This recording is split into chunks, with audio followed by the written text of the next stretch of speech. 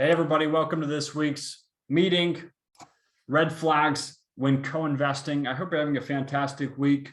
My name is Coburn Sheppick. I'm very excited for this topic that we're going to be covering in today's call.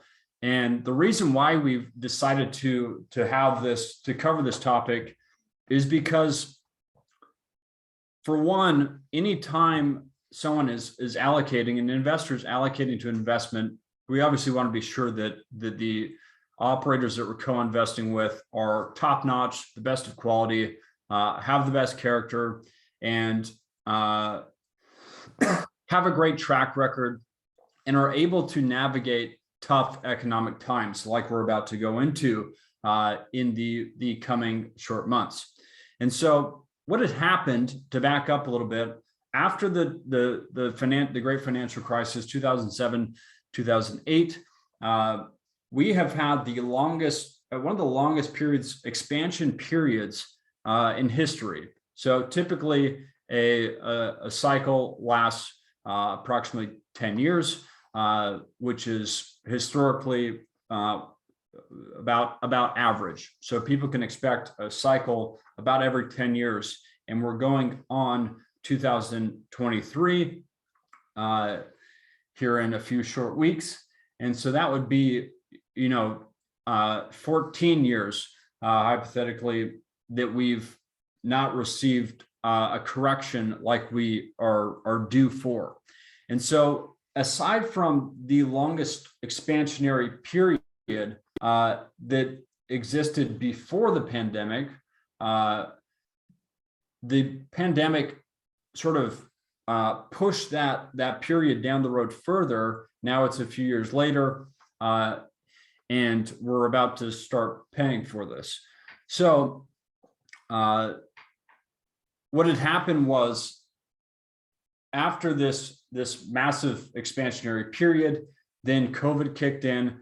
There was massive stimulus, and after asset prices inflated so much during that long period of time, up until 2018, then asset prices inflated even more once there was a pandemic and the economy shut down, and there was stimulus and investing and pent up demand for a lot of different things with everything, including real estate, including all types of assets. And during this whole time of expansion and with the pandemic, we had interest rates at extremely low levels, nearly zero at one point. And so there was free money. And when there's cheap money like that, asset prices explode. And so what investors have been allocating into over the past few years are, a lot of them, inflated values. And on top of all this, there was a ton of new operators that have popped up, and they're taking risks, buying buildings, value add properties, for example, in secondary markets at top dollar. And so some of you may be involved in some of these types of deals, or may not. But the point is that if you are in these types of deals, we want to talk about some of the things that you should be aware of. And moving forward for future allocations, some of the red flags that you should look for, and really what you want to be looking for in an operating partner. So I'm excited for this call today. Super important subject. So a few of the topics we're going to talk about, we always start with the state of the market. And if you've been on our weekly meetings here, this might sound repetitive, but the facts are that there's a lot going on in the economy. We want, if you have not been involved in this conversation, and everybody understand what's going on in the greater economy with inflation, et cetera, and we're going to talk about that. If you've been on our call last week, it might sound repetitive. So if you want to wait around until the topic today, totally understandable. After the state of the market, we'll get into today's topic of red flags when co-investing. Then at the end here, I've got an exclusive invite for Limited Partners Club that I'm really excited to share with you. So starting with the state of the market, as we know, there is a massive inflation problem. And the Fed is using its tools, its few tools that they have to combat inflation. So again, target inflation 2%. We're just below 8, which is on the CPI. And true inflation, if we look back at how inflation is measured back in the 80s, inflation is potentially a lot higher than what we're seeing in the data today with the data tools that we use. And so the goal of the Fed is to bring down inflation, obviously. And looking back in history, what had happened what's happening today is the worst it's been since the late 70s. And so in the 70s, inflation got out of control. The Fed took very long to respond. And then there was stagflation for a period. Inflation stayed around for much longer than they had hoped and accounted for, and therefore we went into a pretty dark recession. And so the Fed is now learning from their trial and error and taking a very aggressive approach to the inflation problem today. So year to date, interest rates, the Fed has raised interest rates 375 basis points, which is 3.75% year to date, which is one of the fastest rate of increases in a period of time. And so looking at taking a zoom out as it relates to interest rates, we're still historically low as far as the average rate.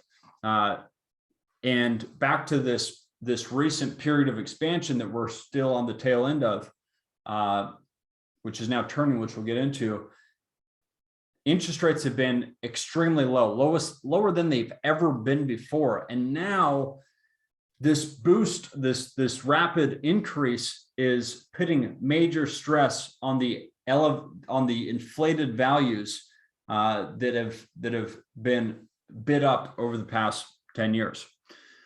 So it's December, early December. The Fed has lifted interest rates by 375 basis points. And here in the next week or so, I believe the 13th of December, the Fed is going to lift rates again. Now they've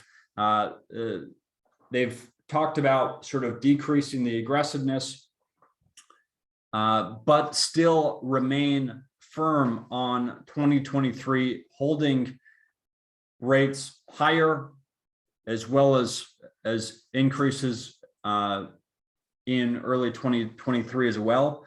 And so we expect another 50 basis points here in the next week. That'll put us at 425 basis points, which is extreme. Aside from how low rates have been in the recent expansionary period, as well as the pandemic, nearly zero, that level of increase, no matter where rates have been, are going to put massive pressure on all types of businesses and deals and households. Everything is going to feel it. And so many things, as we know, are already feeling it. We're already seeing a ton of layoffs. And the reason for this is because companies need to cut their expenses. And so with the cost of capital going up, that increases the cost of their operation. And with a looming recession coming soon, corporations are de-risking themselves by cutting expenses, laying off thousands and thousands of people. So aside from that, we're already seeing housing, which is one of the biggest parts of inflation. And there's a lag effect, as we know. So housing is slow to move until it's not, of course, but it's slow to move, meaning that from when rents are decreased, when asking rents are decreased or when new leases are decreased, the time it takes to be collected in the data and presented to the Fed and the public, there's a lag there. And so, and it takes time for leases to renew, et cetera. So the lag effect in the housing market is huge, which is part of the problem. But we're already seeing housing declining very quickly.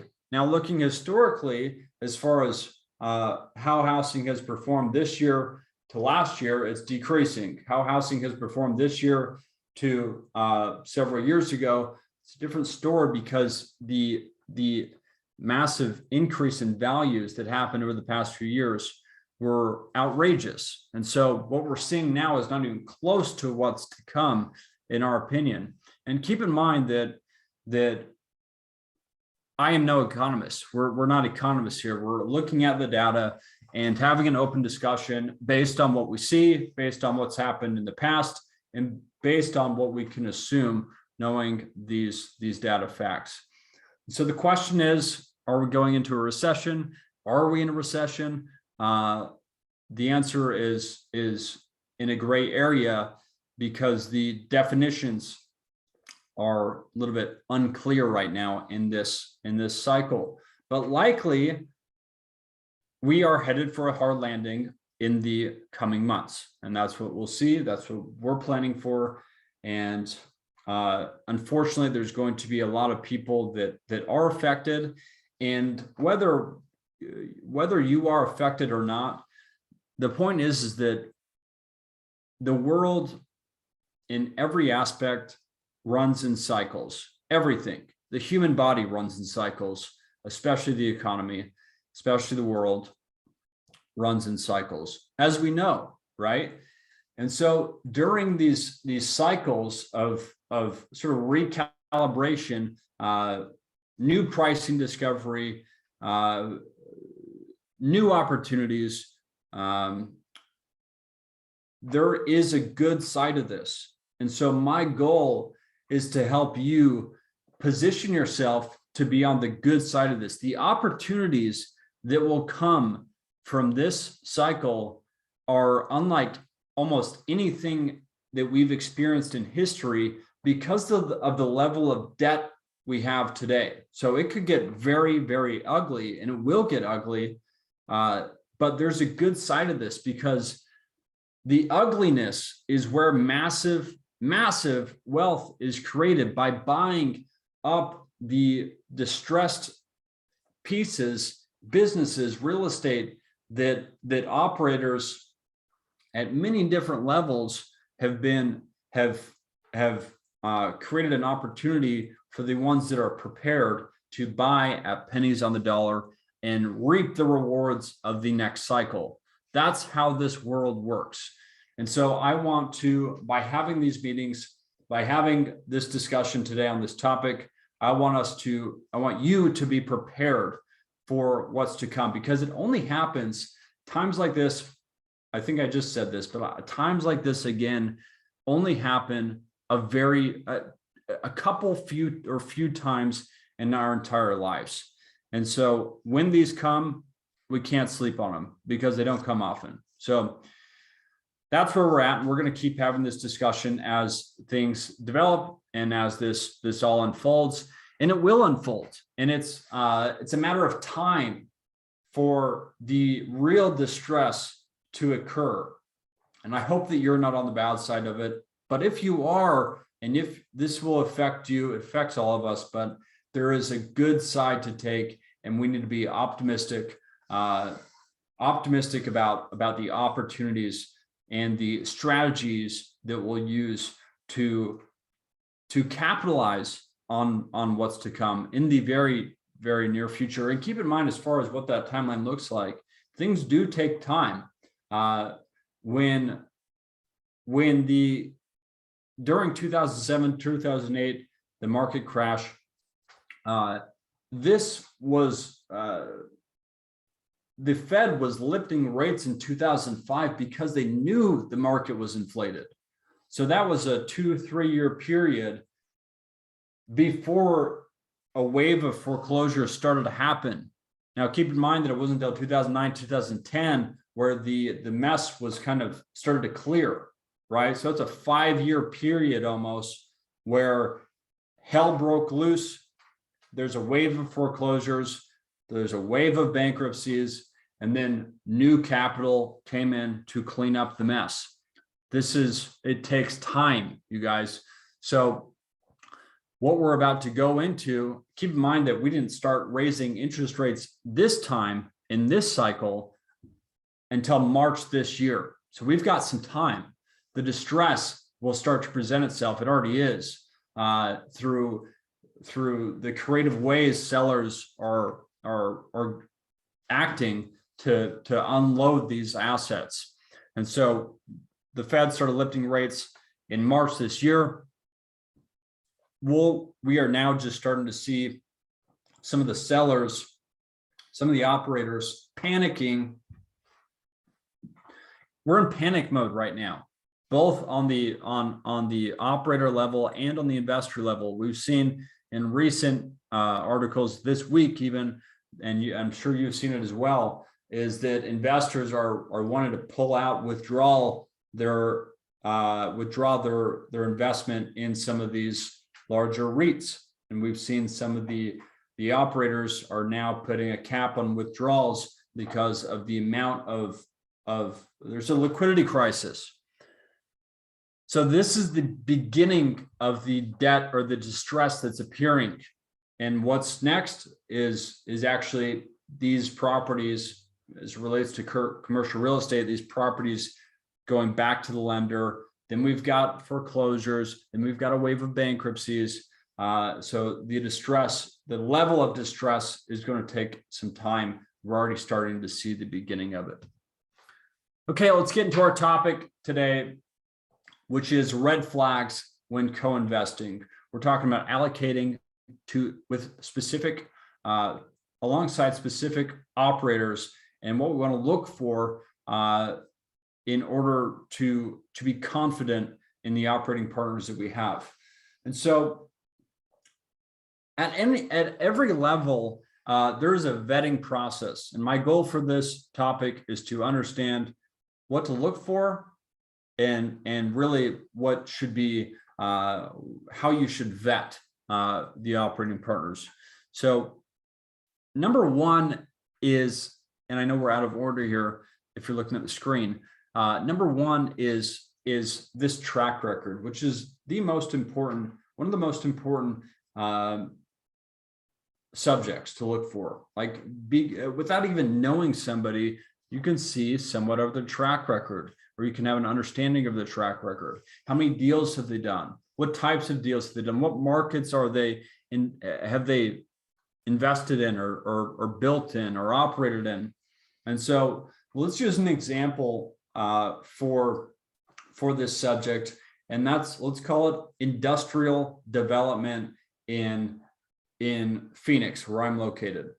So if we're looking at allocating to an industrial development in Phoenix, and we're looking at operators, and we're looking at the track record, and they've done a lot of development deals in Phoenix. They've done a lot of industrial deals in Phoenix. They've got thousands of square foot under that they've completed, and that's just one good example. They've also navigated through down cycles. They also were in business and were successful in business during the last financial crisis, during 2008.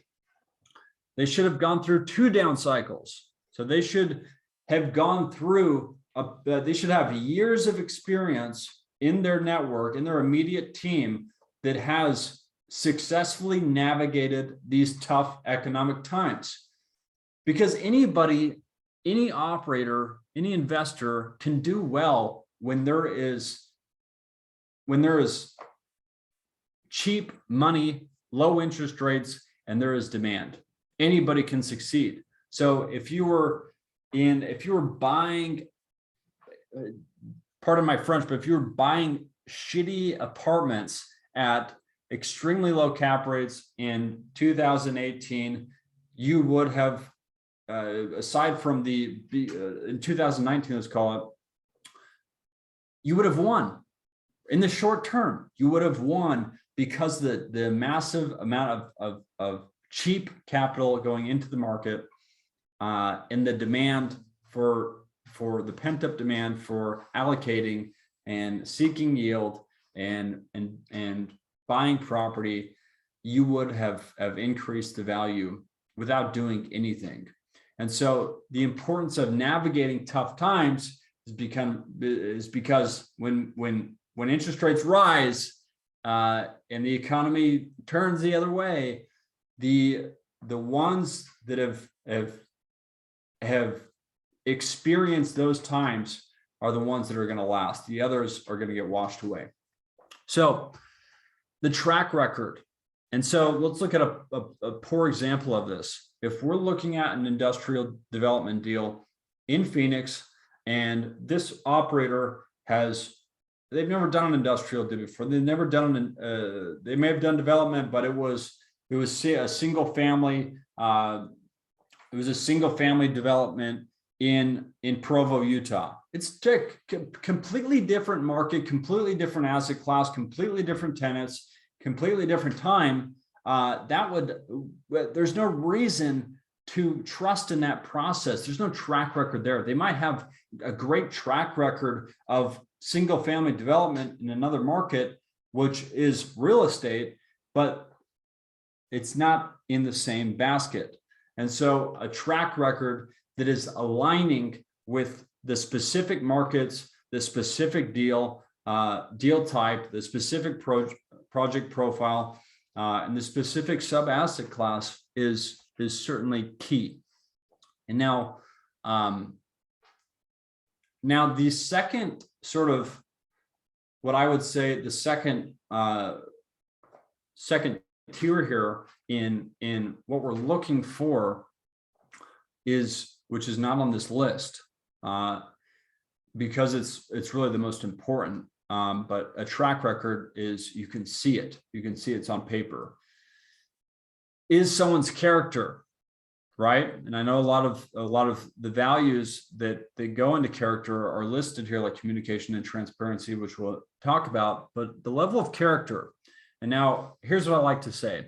If you cannot trust someone with your wallet or with your spouse, not together, separately or together, then chances are you do not want to invest with those types of people. Now, I know this is sort of a gray area, but there's some level of emotional intelligence when you know somebody and meet somebody and how they present themselves and how they carry themselves into a relationship. And for those that have that gut feeling with somebody, those are the times you listen to your gut. I usually listen to my wife because my gut gets rumbly sometimes. But people have this emotional intelligence. They can recognize who people are. They can see right through them. And so there's a level of gut that is involved in what you want to look for. You want to look for good people that have good track records. Good people without track records is a no-go. So good people with great characteristics and values and that follow strong principles in their life is one of the most important things. So I'm moving all over the screen now. If you're on, these are the highlights of what we want to look for and what we want to look out for when co-investing. So the next is skin in the game. Okay. And this goes along with involvement, but skin in the game is, and we're jumping a little bit out of order here, so bear with me, but skin in the game, other known as the co-investment that the operator, the amount of capital that they're putting into the deal as well. This shows conviction. Okay. If you're investing in a deal, let's use our example. You're investing in an industrial development deal in Phoenix with a great operator, but they're not putting very much in. There's not much equity they're putting into the deal. That is a red flag, right? Because if they were putting their own, if they were writing a check out of their pocket, that shows belief. That shows that there's something that they trust the deal as well. If it's all syndicated equity, then they're taking massive risks. And aside from how much equity they're putting in, we want to know who the equity is coming from. Is it out of their checkbook? Is it all syndicated from retail investors? They don't know any of the people involved. Is it young adults off of Instagram that are vulnerable to this investment? Or is it their family's money? Is it their mother-in-law's money, right? So if it was family money, we know in most cases that nobody wants to lose their mother-in-law's money. So the level of conviction there shows belief. So we want to see skin in the game. We want to see 10, 15%, or up to 20% into the deal from the operator. And now a lender is going to require skin in the game anyway, of course. They need to see some skin in the game from the general partners. Now, how much is syndicated, how much is their own money, and how much is their family, their close networks money? That's what we really want to know. Next is involvement. Okay, the people that are involved in these deals and at what level is so important. If you've got somebody that is doing a project, but they've also got a full-time job doing something completely different, they are limited to the amount of time that they can put into executing the project and also making sure that their investors are taken care of. So we want to see somebody that's all in. This is all they got.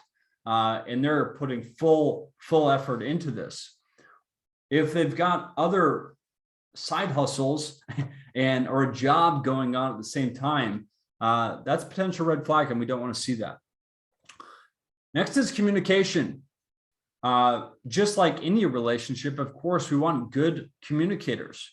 We want to see people that are over communicating, right? You can always ignore people, but the constant, regular,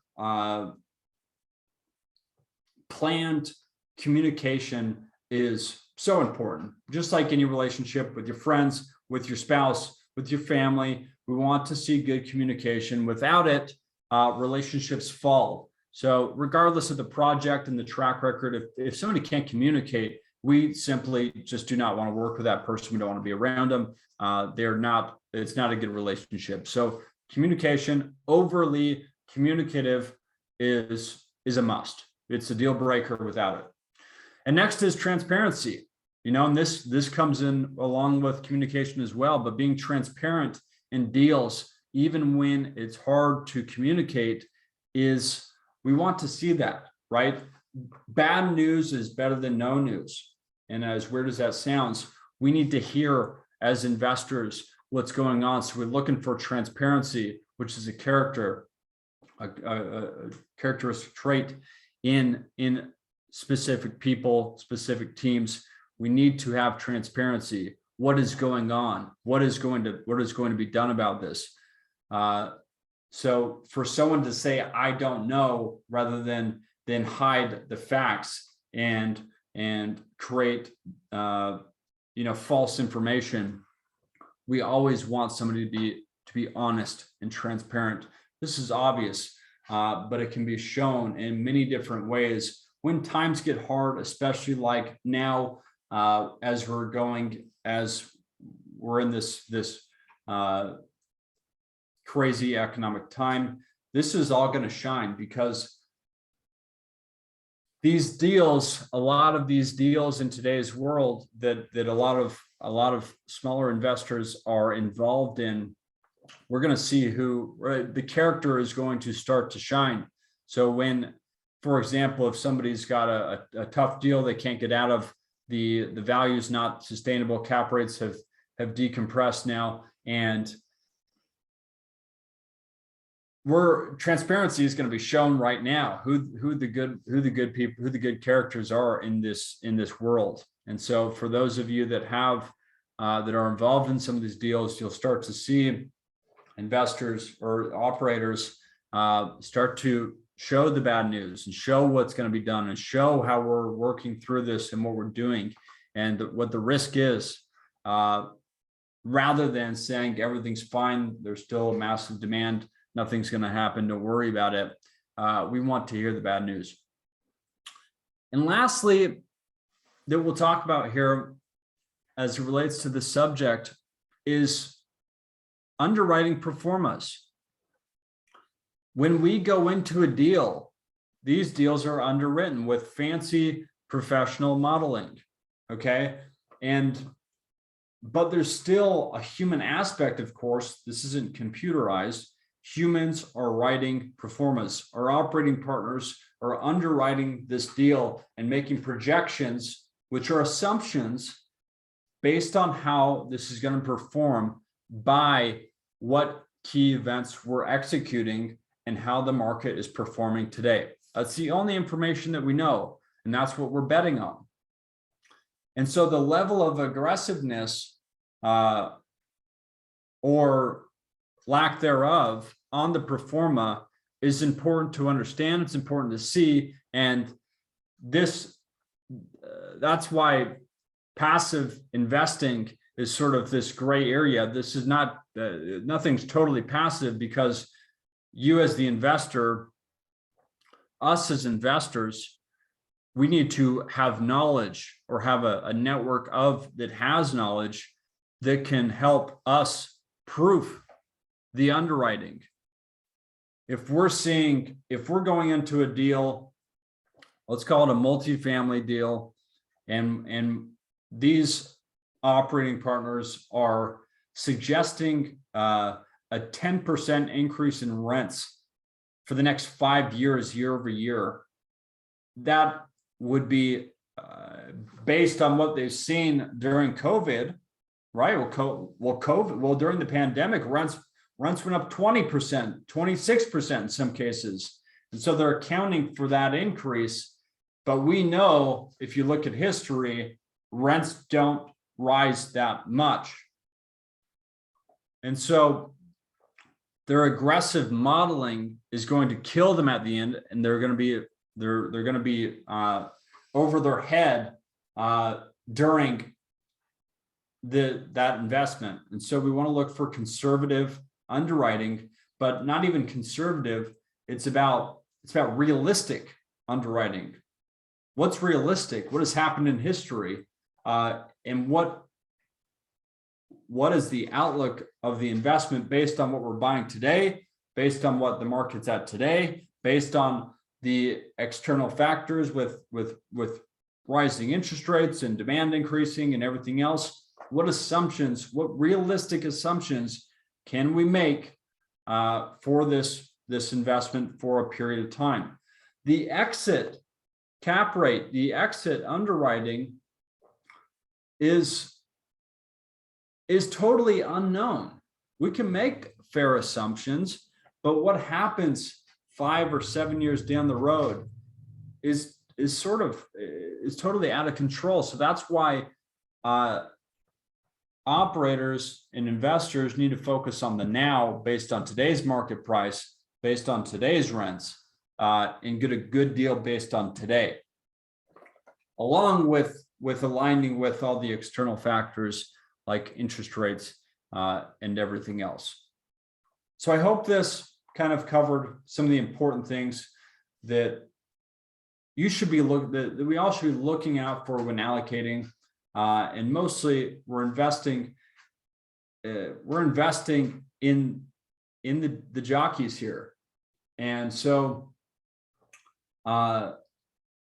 it's important to get in the right room with quality people. And that'll lead me to the final topic here, which is an invite to our community. We have established this community for investors to get into a room with like-minded families that are allocating to private opportunities real estate, venture, private equity, anything without a ticker. And we want to create a space for investors to be able to come together, share insights, discover deals, and talk about these subjects, tackle these subjects like we're talking about today. And so I want to invite you in. There's no cost. You can apply to join, request to join. We'll be doing this regular meeting, as well as hopefully we'll be planning our first in-person event in the coming months. So you can request to join at limitedpartnersclub.com. That's limitedpartnersclub.com. Thank you so much for your time today. My name is Coburn Sheppick. I'll see you next time.